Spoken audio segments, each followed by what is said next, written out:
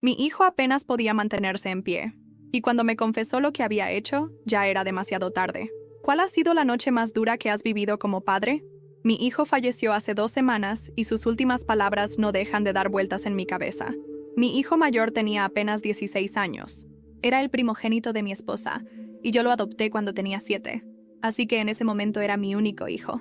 Lo amaba tanto como a mis otros 2 chicos que tuvimos después. Fue mi mejor amigo durante muchos años, pero claro, al llegar a la adolescencia empezó a alejarse. Se volvió más reservado. En fin, supongo que simplemente se convirtió en un adolescente típico. El día 1 de este mes, su mamá iba a viajar a una ciudad que está como a 1.5 horas de aquí. Él ya estaba despierto y haciendo cosas por la casa cuando ella salió, alrededor de las 10 de la mañana. Yo trabajo desde casa y estaba en una llamada hasta como las 11:30. Cuando salí de la oficina, les avisé a él y a su hermano que iba a salir un momento para comprarles comida. Él solo asintió con la cabeza, sin decir mucho, lo cual era normal. Volví a casa con la comida alrededor de las 12:20. Salió a recoger su plato, pero venía tambaleándose, con la mirada perdida, sin lograr enfocarme bien. También murmuraba muy bajito y hasta tropezó una vez. Y ahí, como un idiota y un imbécil, mi reacción fue empezar a preguntarle: ¿qué te metiste? Dime ya, ¿qué consumiste? Acusándolo, porque aquello no era para nada normal en él. Me contestaba con cosas sin sentido como: no robé nada, lo compré en la tienda de computadoras esta mañana. Y luego: sí, más tarde voy a dar una vuelta en coche, si quieres venir. Estaba completamente ido. Le tomé la muñeca para sentirle el pulso. Todo lo que recuerdo es que estaba aceleradísimo. Me dejó revisarlo, pero gritó: ¿por qué me estás sujetando? En ese momento. Entonces le pedí a su hermano que se quedara en la sala y lo llevé a su cuarto. Lo senté en la cama y le dije que me mostrara qué había tomado. Puedo ser duro con mis hijos, pero juro por mi vida que no lo estaba haciendo en ese momento. Le repetí varias veces: no me voy a enojar. Solo necesito saber qué tomaste para ver si estamos en un problema serio aquí. Solo muéstrame las pastillas, hijo, nada más. Finalmente, señaló una bolsa del Walmart en el piso y dijo: todo lo que robé está ahí dentro. Entonces la abrí y volqué todo el contenido en el suelo. Volteé la bolsa sobre el piso y el contenido se desparramó como si alguien hubiera vaciado un botiquín entero en nuestra recámara. Frascos de pastillas medio abiertos, blisters con huecos, una botella de jarabe de un color espeso, casi negro. Me agaché para revisar las etiquetas, pero la mayoría estaban arrugadas, cortadas, y algunas no tenían siquiera nombre. Entre todo eso, noté una caja de cápsulas que reconocí. Eran estimulantes, de esos que a veces anuncian como para estudiar mejor o mantenerse despierto más tiempo, pero había muchas otras cosas que no podía identificar. Hijo, mi voz temblaba, no sé si de miedo o de rabia. ¿Cuánto tomaste? No fue tanto, creo, respondió, pero sus palabras se arrastraban, como si pesaran demasiado para salir. Me incliné y le sujeté el mentón para que me mirara a los ojos. Sus pupilas parecían dilatadas, y por un momento juraría que me estaba viendo a través, como si no me reconociera. Voy a llamar a la ambulancia, dije, ya buscando el teléfono. No, no llames. Me va a regañar mamá, susurró, y esa frase me atravesó el pecho. En ese momento entró su hermano menor, Rodrigo, asomándose con cara de espanto. ¿Qué le pasa?, preguntó, con esa voz aguda que solo tiene un niño de 11 años cuando está al borde del llanto. Sal de aquí, Rodri, ahora. No quería que viera más. No quería que esto se le quedara grabado. Mientras marcaba al 911, trataba de mantenerlo despierto, hablándole, moviéndole suavemente el hombro. El operador me pedía datos: edad, qué había consumido, si respiraba con normalidad. Mentí cuando me preguntó si estaba consciente del todo. La verdad es que estaba entrando y saliendo, y cada vez le costaba más responder. Resista, señor. Ya van en camino. No deje que se duerma. La voz del operador era firme, pero sentí que las paredes se me cerraban. Me arrodillé a su lado. «¡Santiago, mírame!», le grité, y por un segundo reaccionó, enfocándome con la mirada. «No robé nada, te lo juro», dijo casi llorando, y volvió a perder el hilo. Ese «no robé nada» me taladró la cabeza. No entendía qué quería decir, pero no era el momento de interrogarlo. Lo escuchaba respirar con dificultad, un sonido áspero, irregular. En ese momento, escuché la sirena acercándose. Salí corriendo a abrir la puerta y los paramédicos entraron con rapidez. Uno de ellos, un hombre alto y moreno, se agachó de inmediato para revisar sus signos. Tiene el pulso altísimo, presión elevada. ¿Qué tomó?, preguntó, mirándome fijo. No lo sé. Encontré esto. Le mostré la bolsa. Algunas cajas están vacías. Mientras le colocaban una mascarilla de oxígeno y lo subían a la camilla, Santiago abrió los ojos de nuevo y me buscó con la mirada. Papá, no, era para... Su voz se quebró, y la frase quedó colgando en el aire. No supe si quería decir era para divertirme, o era para estudiar, o cualquier otra cosa, pero esas palabras se cortaron como si alguien hubiera cerrado una puerta de golpe. Lo vi desaparecer en la ambulancia y, antes de subir, el paramédico me dijo: «Prepárese, señor. Está grave». Rodrigo estaba parado en la entrada, temblando, con los ojos llenos de lágrimas. Me agaché para abrazarlo, pero él solo dijo: «No me mientas. ¿Se va a morir?». No supe qué contestar. Mientras la ambulancia arrancaba, mi celular vibró. Era mi esposa, Laura. Contesté sin pensarlo. «¿Qué pasa?», preguntó. «¿Te oyes agitado? ¿Está todo bien?». Tragué saliva con la sirena aullando en el fondo. «Laura, tienes que venir ahora mismo». No hubo silencio más pesado que ese. Antes de que me preguntara, «¿Qué le pasó a Santi?», y justo antes de que pudiera responder, el paramédico gritó desde adentro: «¡Está entrando en paro! ¡Necesito espacio!». La ambulancia salió disparada con un chirrido de llantas que todavía escucho cuando cierro los ojos. Me subí sin pensar, con el cinturón apenas colgándome del hombro y la bolsa del Walmart apretada contra el pecho como si fuera un salvavidas. Rodrigo se quedó con doña Cata, la vecina, que apareció en la banqueta con el mandil puesto y cara de susto. Solo alcancé a gritarle: «¡Por favor, cuídalo!», y asentí cuando ella dijo: «Anda, ve con el grande, yo me encargo del chico». Por dentro, la ambulancia olía a plástico, a metal frío, a cloro. El paramédico moreno, el alto, le puso una vía a Santi en el brazo, mientras la chica, de cabello recogido y ojos claros, le sostenía la cabeza con una mano y ajustaba la mascarilla con la otra. El monitor pitaba con un ritmo que yo no entendía, pero que me erizaba la piel. «Se nos va, Arturo», dijo el alto, y tardé medio segundo en reconocer que me estaba hablando a mí, porque nadie me llama por mi nombre cuando hay prisa.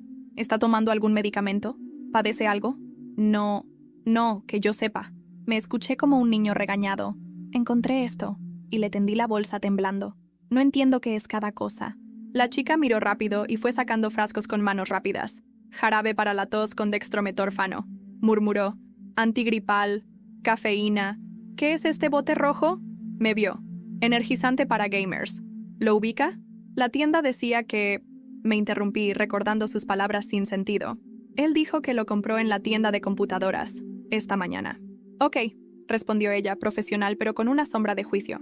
«Necesito que nos ayude a recordar cuánto tomó, señor. Eso define el antídoto, la dosis, todo».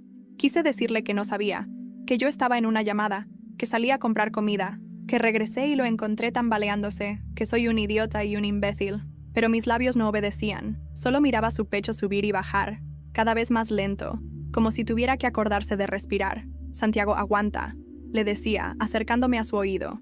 «Aquí estoy, hijo, aquí estoy». La camioneta tomó una curva y sentí el golpe del chasis en las costillas. El monitor cambió de ritmo. Yo no sé de medicina, pero ese sonido se siente como cuando algo se rompe. El paramédico alto se inclinó sobre él. «Está arrítmico. Prepara el...». La chica ya estaba en eso, y yo me quedé afuera de esa burbuja de términos que no entiendo, viendo cómo movían tubos, jeringas, cinta. Mi celular vibraba. «Laura», contesté. «Voy en la México-Toluca», dijo sin saludo. «Ya di la vuelta en la Marquesa». «¿Está vivo? Dime la verdad». «Sí», mentí por inercia, como si eso pudiera sostenerlo en el mundo. «Está grave, pero está respirando». «¿Qué pasó?». «No lo sé». Mi voz se quebró. «Lo encontré con una bolsa, pastillas, jarabe». Dijo que no robó nada. «¿Cómo que no robó nada?».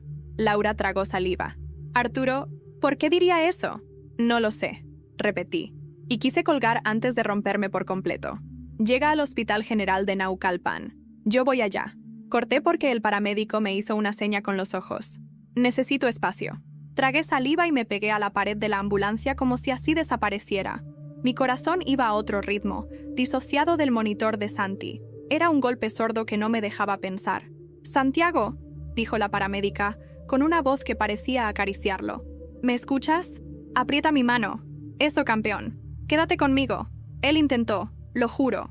Vi sus dedos tensarse, como si quisiera agarrarse de nuestra realidad para no irse. Luego, una tos áspera, un gemido. No, era para... Sus labios formularon esa misma mitad de frase. y yo sentí que me crujía el esternón. Entramos al hospital con una violencia contenida. La camilla golpeó puertas, esquivó gente, y de pronto yo me quedé en el pasillo, con una enfermera deteniéndome el paso con una mano firme. «Espere aquí, señor. En cuanto lo estabilicen, le decimos. ¿Teléfono de contacto?» «El mío», recité de memoria. «Y el de mi esposa, Laura Mendoza». La bolsa seguía en mi mano. Me senté en una bancadura, junto a un señor con yeso en la pierna que miraba todo como si fuera una película mal actuada. Di gracias de que Rodrigo no estuviera viendo esto. Saqué otra vez las cosas. El jarabe, el bote rojo de recarga extrema, unas cápsulas en una bolsa zip con una calcomanía de rayo, 2 blisters de pastillas blancas con nombres genéricos, y al fondo, arrugado, un ticket. Lo desdoblé con cuidado, como si del papel dependiera algo. Walmart, sucursal Interlomas, 10:17 a.m. Jarabe para la tos, marca genérica, pastillas antigripales, una memoria USB de 16 Calidive, una libreta cuadriculada, un paquete de marcadores, efectivo, memoria USB. No lo había visto entre el revoltijo. Revisé la bolsa de nuevo y al meter los dedos a un borde roto, sentí algo duro, pequeño. La saqué. Una USB negra, barata, con una etiqueta transparente pegada torpemente que decía en pluma, Proyecto. Me quedé mirándola como si me fuera a dar una respuesta. La tienda de computadoras, recordé.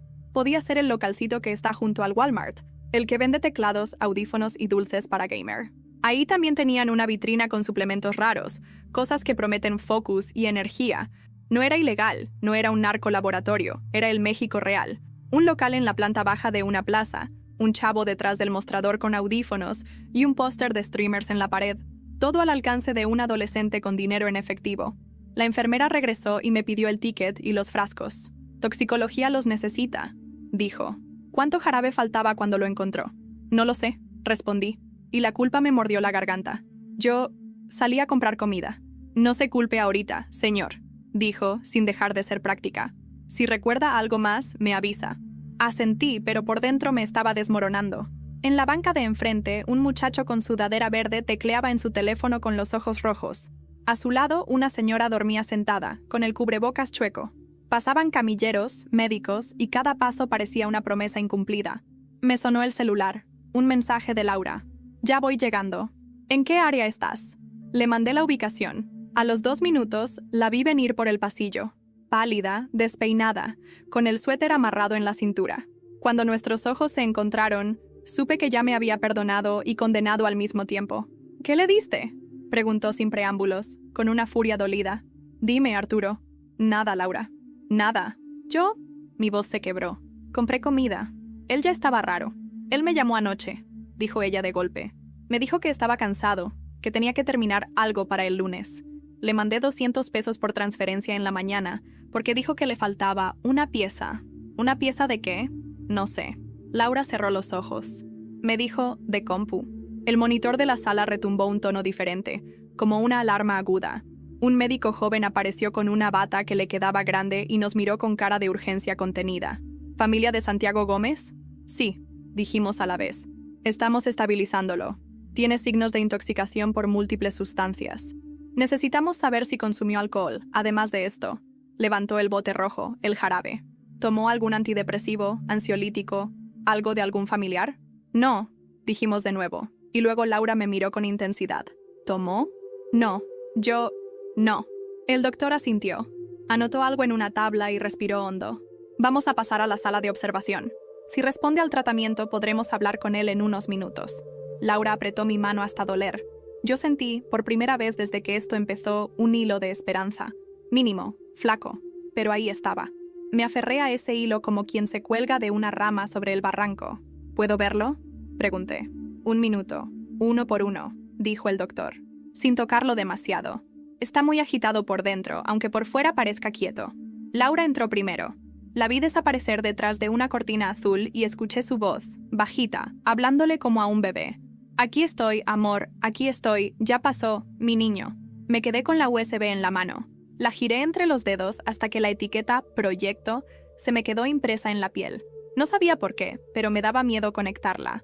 Como si adentro hubiera algo que me obligara a reconocer en qué momento dejé de ver a mi hijo. Cuando me tocó entrar, el cuarto estaba frío, con ese frío de hospital que huele a amonio. Santi estaba pálido, los labios resecos, los párpados pesados. Le dije su nombre, Santiago. Se le movieron un poco las cejas. Hijo, susurré, vas a estar bien, no estoy enojado, solo quiero que me digas qué tomaste. Solo eso. Su boca se abrió leve, y yo acerqué la oreja. No, robé, susurró. Era para aguantar. Una lágrima se le escapó por la comisura. No quería fallarte. Sentí que me partían a la mitad. No sé si lloré. Creo que sí, porque la mascarilla se empañó de mi lado. Le acaricié el cabello con miedo a desconectarlo de algo que lo sostenía. Nunca me fallaste, le dije. Nunca. De pronto un pitido se aceleró. Entró el médico, luego la paramédica, luego otra enfermera. Me pidieron que saliera. Yo di 2 pasos hacia atrás con los pies convertidos en ladrillos. Laura me sostuvo el antebrazo. Señores, dijo el doctor, asomando la cabeza. ¿Santiago ha consumido dextrometorfano con cafeína y taurina antes? Nos miró midiendo cada parpadeo. Encontramos niveles altos. Si lo mezcló con antihistamínicos, es una combinación peligrosa. No sabíamos, dije, inútilmente honesto. El doctor cerró la cortina y empezó un ballet de términos y objetos. Yo escuchaba frases cortadas. Saturación, arritmia, naloxona no aplica, flumacenil no, no hay benzodiazepinas, líquidos, monitoreo cardíaco. El mundo se me fue achicando hasta reducirse a la curvatura azul de esa cortina. Mi teléfono vibró otra vez. Un mensaje de un número desconocido. Revise la USB. Si quiere entender, revise la USB. Se me fue la sangre a los pies. Miré a Laura que me bramó. ¿Quién es? No sé, dije, y era verdad, porque el número no estaba en mis contactos. Pero levanté la USB. Dice que la revise. Laura frunció el ceño con miedo y rabia. ¿Por qué alguien tendría tu número para decirte eso? No sé.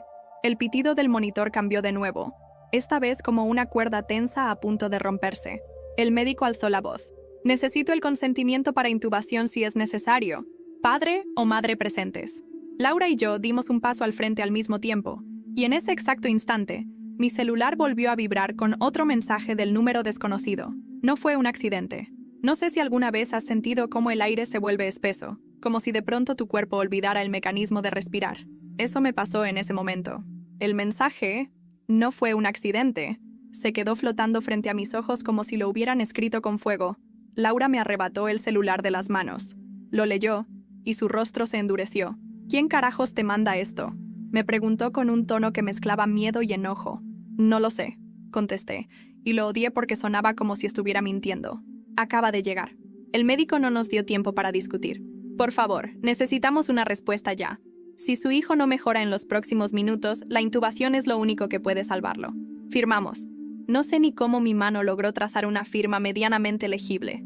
El bolígrafo temblaba sobre el papel, como si el miedo también escribiera. Laura se quedó pegada a la cortina azul mientras yo regresaba al banco, la USB aún en mi bolsillo. No podía dejar de sentirla, como si fuera un pedazo de plomo que me tiraba hacia abajo. Cada segundo, mi mente giraba en círculos. ¿Por qué estaba ahí? ¿Qué había hecho Santi para tenerla? ¿Y por qué alguien me mandaría ese mensaje justo ahora? Un enfermero abrió la cortina apenas unos centímetros y me miró. Señor, venga, su hijo va a estar sedado, pero puede hablarle antes de que lo intubemos. Entré.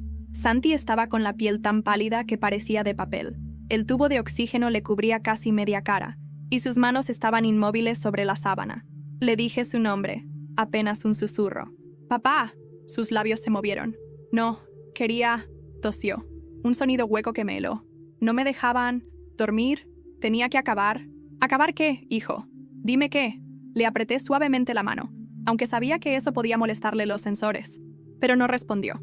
Sus ojos se cerraron lentamente y el monitor emitió un tono más rápido. El médico me hizo una seña con la cabeza. Era hora. Me aparté, sintiendo que dejaba una parte de mí en esa cama. Laura entró de inmediato, llorando pero firme. «Mami está aquí, mi vida», le dijo. «No tengas miedo. Vamos a estar contigo siempre». Cuando cerraron la cortina, supe que esa imagen se me quedaría grabada para siempre. El cuerpo de mi hijo, quieto, rodeado de tubos y manos que luchaban por mantenerlo en este mundo. Regresé al banco y saqué el celular. El número desconocido había mandado otro mensaje. «Si quieres la verdad, no hables con la policía todavía». Se me revolvió el estómago. Guardé el teléfono de golpe, mirando alrededor por si alguien estaba observando. A esa hora, el área de espera estaba llena de murmullos, pasos y el zumbido constante de luces fluorescentes. Pasaron casi 20 minutos antes de que Laura saliera. Me miró como si hubiera envejecido 10 años en ese lapso. «Ya lo intubaron», dijo. «Ahora depende de si su corazón aguanta». No contesté. No podía. Sentía que cada palabra que dijera podía quebrarme. Un policía uniformado apareció en la entrada del pasillo, hablando con una enfermera. Ella señaló hacia nosotros. El oficial se acercó, serio, con una libreta en la mano. «Buenas noches. Soy el oficial Vargas. Nos pidieron venir porque el hospital reportó posible intoxicación grave.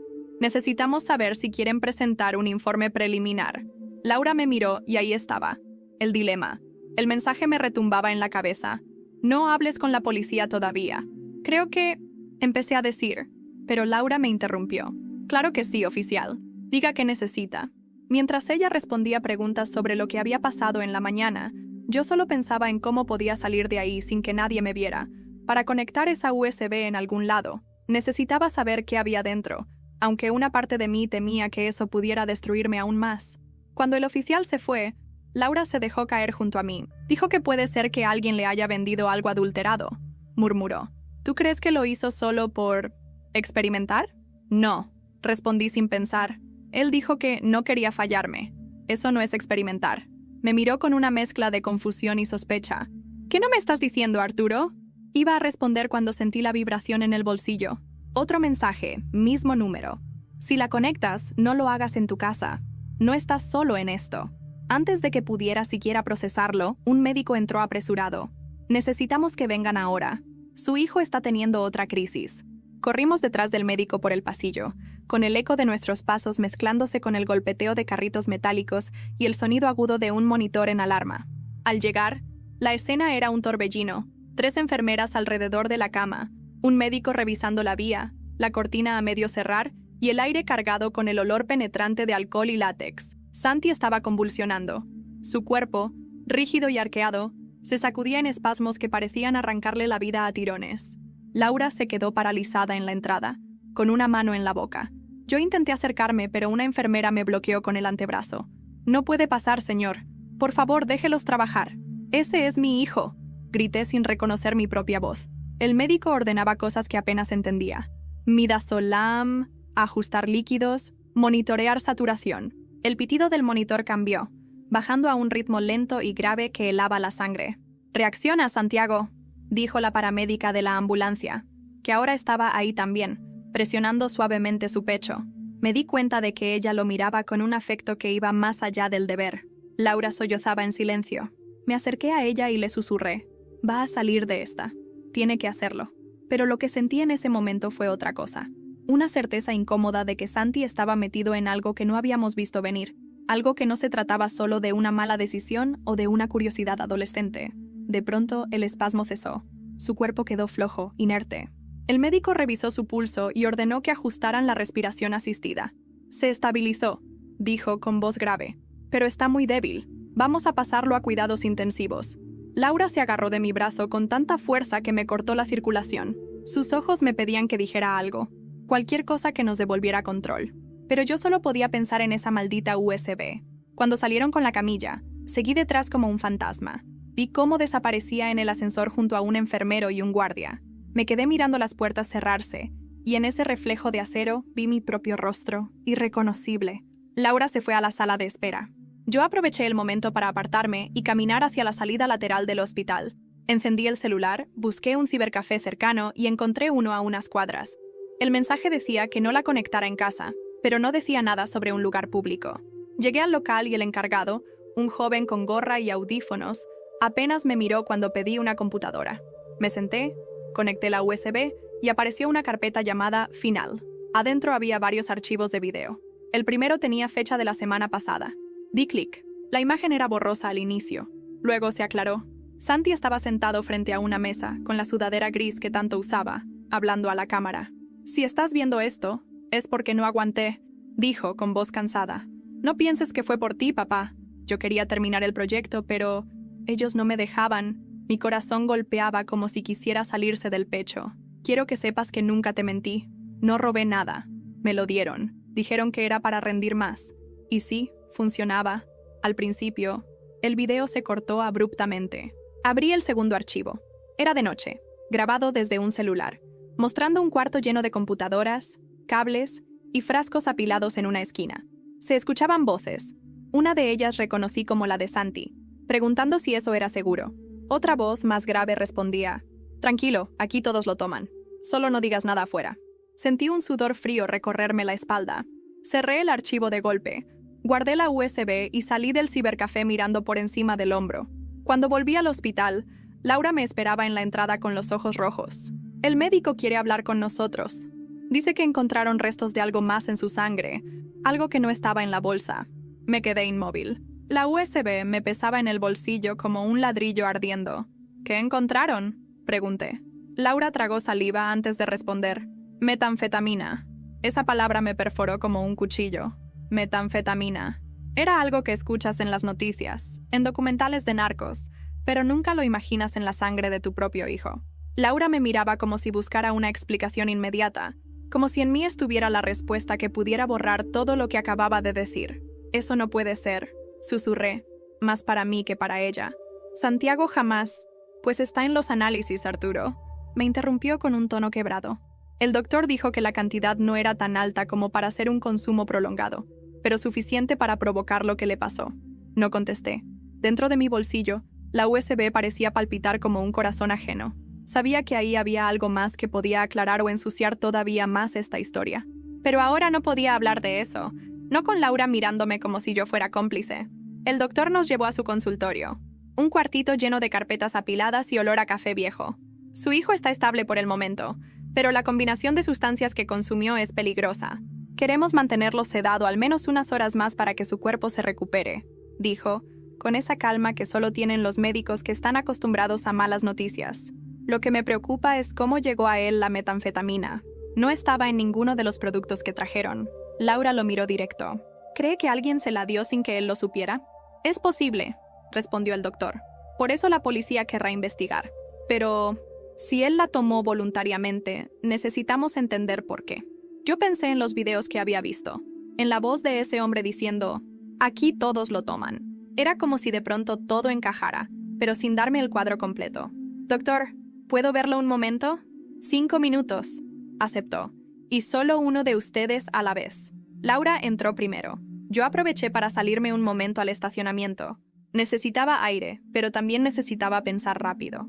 Si entregaba la USB a la policía, podía destapar algo que no entendía del todo. Pero si no lo hacía, podía estar escondiendo pruebas de que alguien lo empujó a esto. Saqué el celular. Otro mensaje del número desconocido. Si le dices a la policía lo que viste, él no es el único que va a pagar. Se me secó la garganta. Miré alrededor, buscando algún rostro que encajara con la amenaza. El estacionamiento estaba medio vacío, salvo por un tipo en una moto que fumaba recargado contra la pared.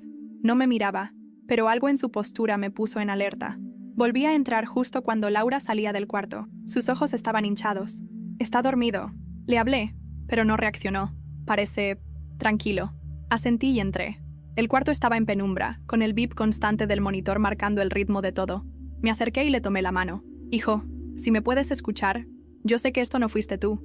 Alguien te empujó». Me quedé ahí, hablándole en susurros. No hubo respuesta.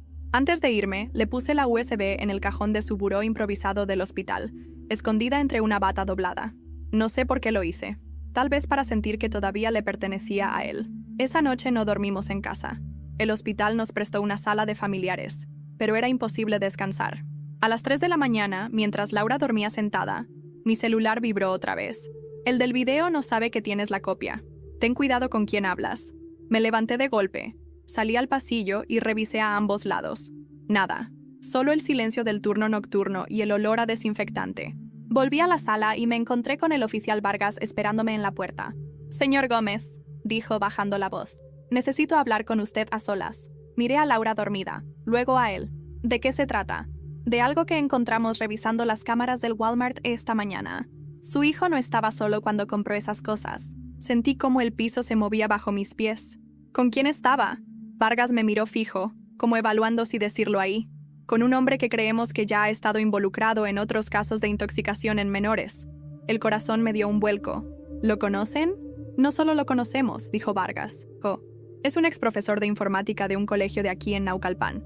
Y según los registros, fue su maestro hace 2 años. Cuando el oficial Vargas dijo ex profesor de informática, sentí como si el aire se volviera más denso, como si cada palabra arrastrara un peso imposible de sostener. En mi mente intentaba hacer memoria. ¿Quién había sido el maestro de Santi hace 2 años? Recordaba vagamente un hombre alto, delgado, con lentes rectangulares y un modo de hablar pausado, casi demasiado amable. El tipo de persona que pasa desapercibida, hasta que no lo hace. ¿Cuál es su nombre?, pregunté, tratando de mantener la voz firme. Héctor Ramírez, respondió Vargas. Fue despedido de la preparatoria privada donde estudiaba su hijo. Oficialmente, por incumplimiento de deberes académicos. Extraoficialmente, por denuncias de ofrecer a alumnos suplementos para mejorar el rendimiento. Tragué saliva. ¿Está detenido? No, dijo Vargas clavándome la mirada. No tenemos pruebas suficientes, pero lo hemos visto rondando las zonas donde están varios cibercafés y tiendas de componentes de computadora. Mi mente viajó de golpe al video que vi en el cibercafé.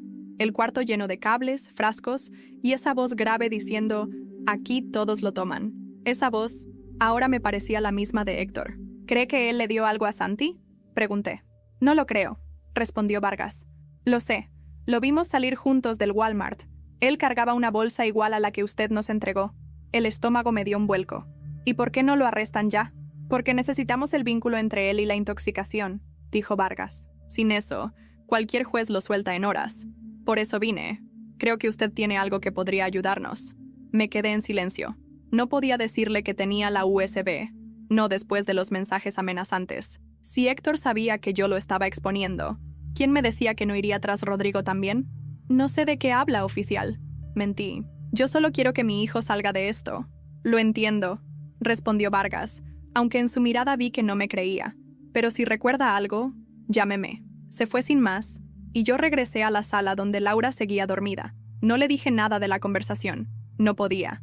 Horas después, por la mañana, el doctor nos informó que Santi seguía estable, pero no despertaba. Es posible que tarde unas horas más en reaccionar. Hay que esperar.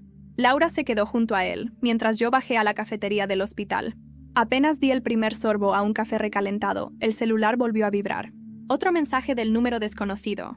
El profesor sabe que estás en esto. No te muevas solo. Se me heló la sangre. Miré alrededor. Un hombre con chamarra negra estaba sentado a 2 mesas, observándome. Fingí que revisaba el celular, pero mis dedos sudaban tanto que casi se me resbaló. Cuando levanté la vista otra vez, el hombre ya no estaba. Subí de inmediato al cuarto de Santi. Laura estaba acariciándole el cabello, susurrando cosas que no alcancé a oír. Me acerqué y vi algo en su mano, un pedacito de papel doblado. ¿Qué es eso?, pregunté. Se lo encontré en la manga de la sudadera, respondió, abriéndolo con cuidado. Era un papelito de libreta, con letra pequeña y apretada. Si no llego al lunes, revisa el proyecto. No confíes en Héctor. Nos miramos sin decir nada. Laura frunció el ceño. ¿Quién es Héctor? Creo que es su ex profesor, dije, eligiendo las palabras con pinzas. El oficial Vargas cree que estuvo con Santi el día que compró las cosas. Laura apretó el papel como si fuera a romperlo. Si ese desgraciado le dio algo, lo voy a encontrar yo misma. No le dije que ya había visto un video donde la voz de Héctor aparecía. No le dije que esa USB estaba escondida en el cajón junto a la cama de Santi. No le dije que alguien me estaba vigilando. Justo cuando iba a sugerir que esperáramos a que Vargas actuara, una enfermera entró con prisa. «Señora Laura, señor Arturo, su hijo está despertando». Saltamos de la silla y corrimos al lado de la cama. Santi abrió los ojos, entornados por la luz, y nos miró a los dos. Movió los labios apenas un hilo de voz. No fue mi culpa. Y luego, antes de que pudiéramos preguntarle nada más, dijo algo que nos dejó helados. Él dijo que si hablaba, iban por Rodrigo. Cuando escuché el nombre de Rodrigo salir de los labios de Santi, sentí un escalofrío que me recorrió entero. Laura lo miró como si no hubiera entendido bien. «¿Qué dijiste, mi amor?», preguntó, inclinándose sobre él. «Que si hablaba, iban por Rodrigo», repitió, con una voz tan débil que tuve que acercarme mucho para oírlo. Mi primer instinto fue mirar hacia la puerta, como si Héctor o quien fuera pudiera aparecer en ese mismo instante. Laura me clavó la mirada, pálida, y entendí que ambos habíamos pensado lo mismo. Esto no era solo un problema de intoxicación, era una amenaza directa a nuestra familia. «Hijo, ¿quién te dijo eso?», le pregunté, con un tono que intenté mantener calmado. Santi cerró los ojos, como si cada palabra le costara un esfuerzo inmenso. «Héctor», me dijo, «que si no terminaba el proyecto, y si hablaba, Rodrigo. Su respiración se agitó y el monitor marcó un aumento en el ritmo cardíaco. El médico que estaba en la sala se acercó de inmediato. Necesito que salgan un momento. Se está agitando demasiado. Nos sacaron y nos dejaron en el pasillo. Laura me tomó del brazo con fuerza. Arturo, si ese tipo amenazó a nuestros hijos, no podemos esperar más. Tenemos que ir a la policía ya. Yo estaba dividido. Por un lado, todo en mí quería que Héctor fuera detenido esa misma noche. Pero por otro, la USB, los mensajes y la advertencia de que él no era el único que iba a pagar me quemaban la conciencia. Si denunciábamos sin pruebas sólidas, ese hombre podría quedar libre y más peligroso. Laura se adelantó hacia el elevador. Voy a buscar al oficial Vargas. Espera, la detuve. Antes de hablar con él, hay algo que necesito mostrarte. No podía seguir escondiéndole la USB. Le conté lo que había visto en el cibercafé, el video de Santi hablando a la cámara, la grabación del cuarto con frascos y cables, y la voz de Héctor. Le expliqué que no se la había dado a la policía por miedo a que pusiera en riesgo a Rodrigo. Laura me escuchó sin parpadear. ¿Tienes idea de lo que eso significa?, dijo al final. Arturo, eso es la prueba que necesitamos. O la razón por la que Héctor nos siga hasta que calle a Santi para siempre, contesté. En ese momento mi celular vibró. Otro mensaje del número desconocido. Sé dónde está tu hijo menor. No seas estúpido. Se lo mostré a Laura y vi cómo sus manos empezaron a temblar. Tenemos que sacar a Rodrigo de la casa. Ya. Llamamos a doña Cata y le pedimos que llevara a Rodrigo a casa de mi cuñado en Cuernavaca. Ella aceptó sin preguntar demasiado. Cuando colgamos, Laura respiró hondo. Ahora sí, vamos con Vargas. Bajamos y lo encontramos en el área de vigilancia. Nos llevó a una sala pequeña con una mesa y 2 sillas. Le entregué la USB, explicando todo lo que había visto. Vargas no parecía sorprendido. Al contrario, era como si confirmara algo que ya sospechaba. Esto puede ser suficiente para abrir una orden de cateo, dijo guardando la memoria en una bolsa de evidencia. Pero necesito que entiendan algo. Si lo que hay aquí implica a más personas, Héctor no va a estar solo en esto. Laura le contó sobre la amenaza a Rodrigo. Vargas frunció el ceño y tomó nota. Voy a asignar vigilancia a su familia. No salgan solos, no respondan a números que no conozcan y mantengan sus redes sociales cerradas. Asentimos. Antes de irnos, Vargas añadió, y prepárense para que Héctor sepa que estamos cerca. Estos tipos no se quedan quietos. Regresamos a la habitación de Santi. Estaba dormido otra vez, pero con el ceño fruncido, como si incluso en sueños siguiera atrapado en todo esto. Laura se sentó a su lado y le acarició el brazo. Yo me quedé junto a la ventana, mirando la calle oscura. En una esquina, una moto negra estaba estacionada, con un casco colgando del manubrio. No se movió en toda la noche. Al amanecer, Vargas nos llamó al celular. Su voz sonaba tensa. Necesitan venir a la delegación ahora. Revisamos el contenido de la USB, y lo que encontramos cambia todo. La delegación olía a papel viejo, café recalentado y un leve rastro de desinfectante barato. Entramos directo a la oficina de Vargas. Cerró la puerta y bajó la voz, como si las paredes pudieran filtrar cada palabra. Lo que vimos en esa USB, empezó. No es solo un profesor dándole drogas a un alumno, es mucho más grande. Puso la memoria en una computadora de escritorio vieja y abrió los archivos. Laura y yo nos quedamos de pie detrás de él, como si sentarnos fuera una concesión que no podíamos permitirnos. El primer video era el que yo ya había visto. Santi hablando a la cámara, explicando que no había robado nada, que le habían dado las cosas para rendir más. Pero lo que me heló la sangre fue el segundo video, que ahora Vargas había mejorado para que el audio fuera más claro. En el cuarto lleno de computadoras, Héctor no estaba solo. Había al menos 3 hombres más, y uno de ellos, de barba rala, gorra y sudadera negra, estaba empaquetando pequeños sobres de polvo blanco en bolsas transparentes. Otro, con tatuajes en las manos, contaba billetes. Y todos, absolutamente todos, llevaban el mismo símbolo en sus sudaderas, una H estilizada, bordada en rojo. No es una pandilla común, dijo Vargas. Es un grupo que hemos estado rastreando desde hace un año. Se hacen llamar Hermandad y reclutan a menores en entornos escolares o en torneos de videojuegos. Les ofrecen estas mezclas como potenciadores, supuestamente para estudiar o jugar mejor. El gancho es que las primeras dosis no parecen peligrosas, pero poco a poco nos miró. Bueno, ya vieron lo que pasó. Laura apretó los puños. ¿Y qué pintaba mi hijo en todo eso? Aquí viene lo más grave, continuó Vargas. En el tercer archivo que usted no había abierto, Arturo, vemos a su hijo sentado frente a una computadora. Héctor está a su lado, dándole instrucciones para programar algo. No drogas, no compras. Código. El video mostraba la pantalla. Líneas y líneas de código. y un título en mayúsculas. Proyecto H. Santi parecía concentrado pero nervioso. Héctor le decía, «Con esto vas a ser parte de algo grande, Santiago, y nadie se va a meter contigo». El estómago se me cerró. Vargas pausó el video.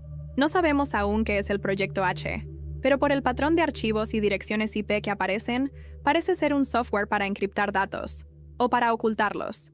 Y eso, en manos equivocadas, es mucho más peligroso que cualquier droga.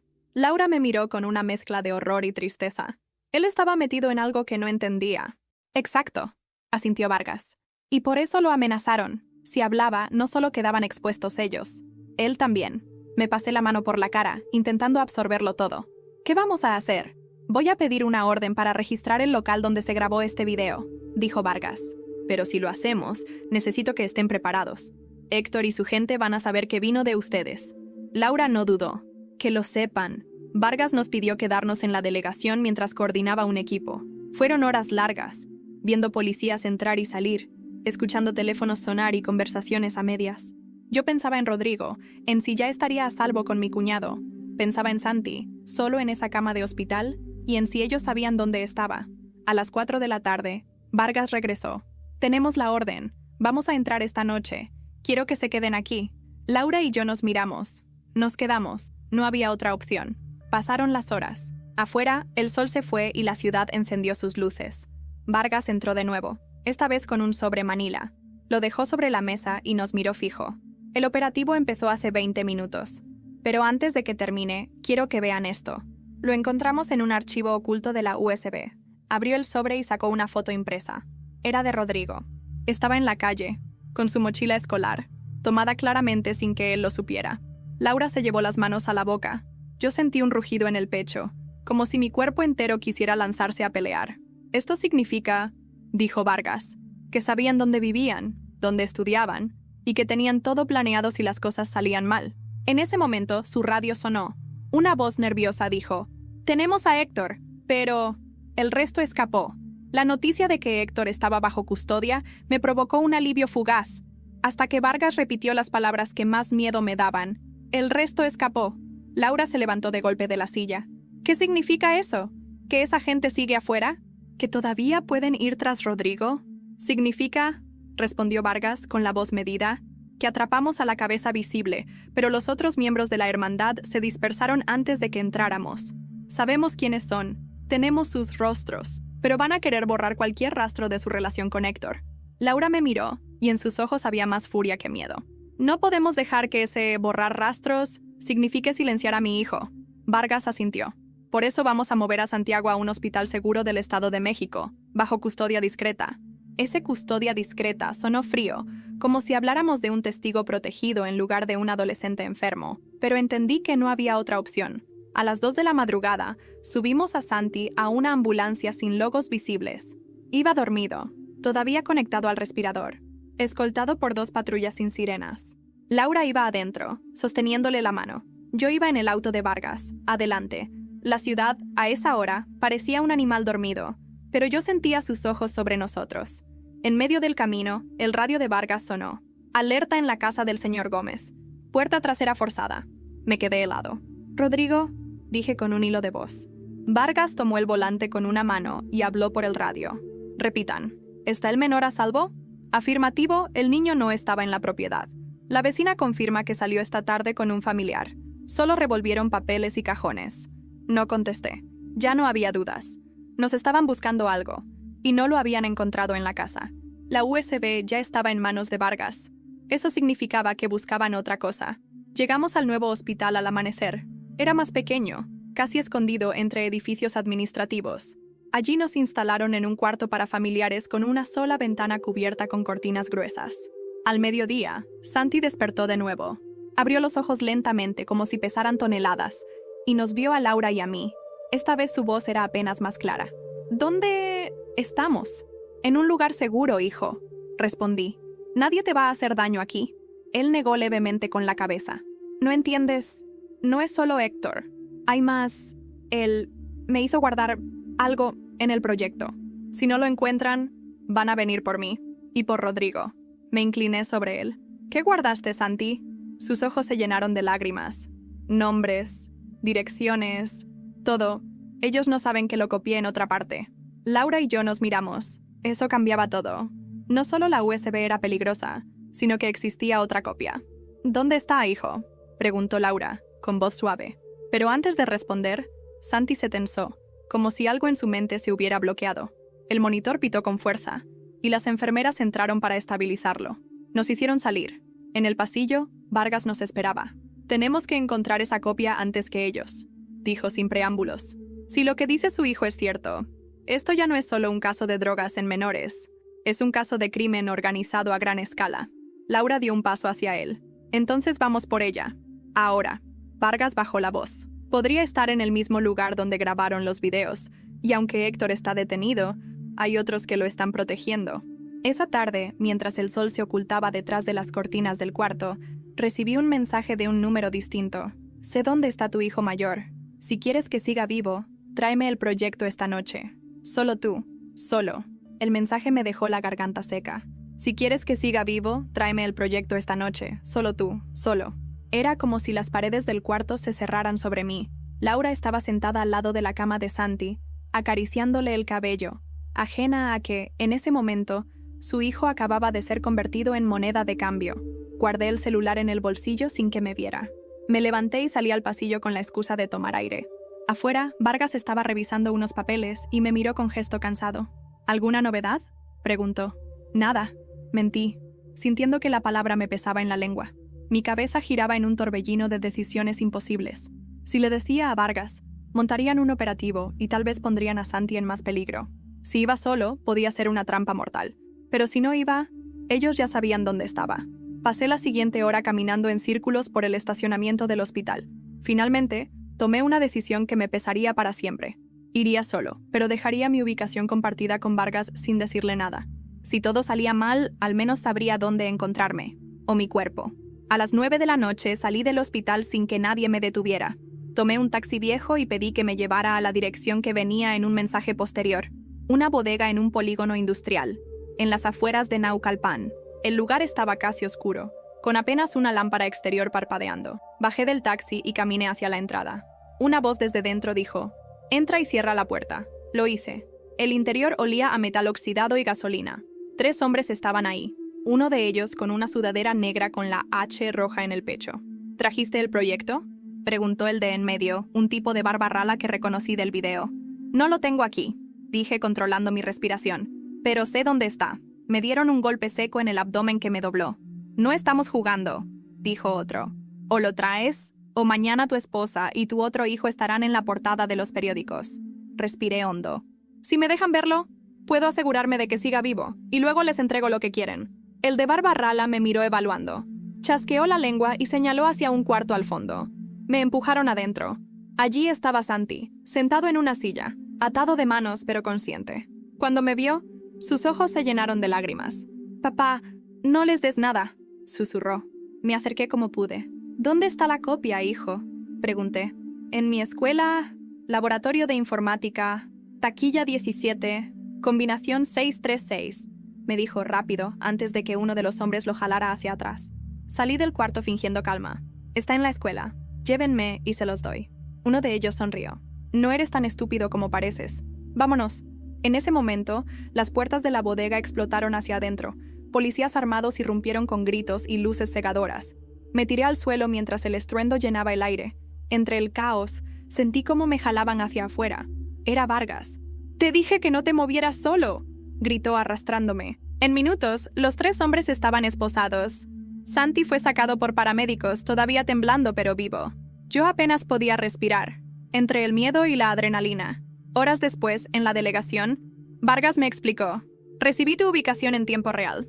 Sabía que ibas a hacer una estupidez, pero no podía arriesgarme a llegar tarde». Fui con Laura y Rodrigo al hospital. Santi estaba en su cama, dormido profundamente. Laura me miró con lágrimas en los ojos, pero también con un reproche silencioso. Pasaron 2 semanas. Héctor fue formalmente acusado, junto con otros miembros de la hermandad, gracias a la información de la copia que Santi escondió. El proyecto H era, efectivamente, un software para encriptar y mover dinero y datos entre redes ilegales. Santiago pasó meses recuperándose. A veces se quedaba callado por horas, como si su mente aún estuviera en esa bodega. Rodrigo volvió a la escuela, más serio, más desconfiado. Laura y yo seguimos juntos, pero algo en nosotros cambió para siempre. Yo dejé de trabajar desde casa. Necesitaba sentir que podía ver a mis hijos con mis propios ojos, no a través de puertas cerradas. La última vez que hablé con Vargas, me dijo: «Usted no se salvó por suerte, señor Gómez. Se salvó porque su hijo decidió confiar en usted. Y aunque sigo cargando la culpa de no haber visto antes las señales, sé que esa noche, cuando Santi me susurró la combinación de la taquilla, fue el momento en que ambos volvimos a ser padre e hijo, no víctima y testigo. Porque en esta historia, sobrevivir no fue ganar. Fue apenas empezar a reconstruir lo que nos arrebataron».